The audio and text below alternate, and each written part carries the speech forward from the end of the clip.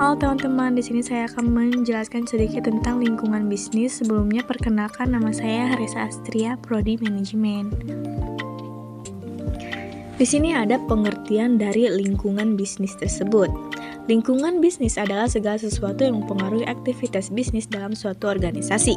Artinya segala aspek dan faktor, baik internal maupun eksternal yang mempengaruhi kemajuan dan kemunduran secara kuantitatif maupun kualitatif. Sebuah bisnis dalam suatu organisasi yang tersistematis bisa dikatakan sebagai lingkungan bisnis. Menurut yang diungkapkan oleh Madura Zev, di bukunya menuturkan keberhasilan suatu bisnis pada umumnya bergantung pada lingkungan bisnis. Dengan kata lain, lingkungan bisnis adalah faktor dasar bagi keberhasilan dan kesuksesan sebuah bisnis.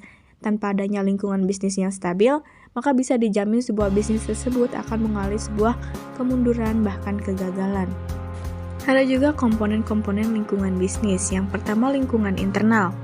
Di lingkungan internal ini, pertama ada tenaga kerja, 2 money modal, 3 material atau bahan baku, 4 mesin perlengkapan atau peralatan produksi, 5 metode cara kerja. Lalu lingkungan eksternal terbagi menjadi 2, yaitu mikro dan makro. Faktor yang mempengaruhi lingkungan mikro meliputi pemerintah, pemegang saham, kreditor, pesaing, publik, perantara, pemasok, dan konsumen.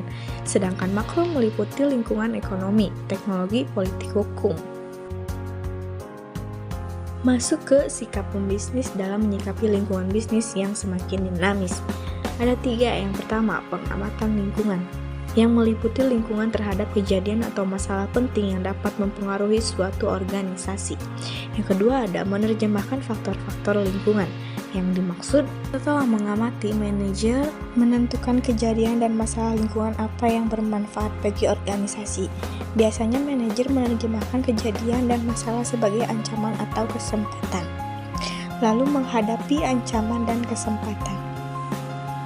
Setelah pengamatan dan menerjemahkannya sebagai ancaman dan kesempatan, maka manajer melakukan suatu peta keterkaitan, merangkum hubungan yang didasari antara faktor-faktor lingkungan dan kemungkinan tindakan organisasi. Sekian dari saya, terima kasih.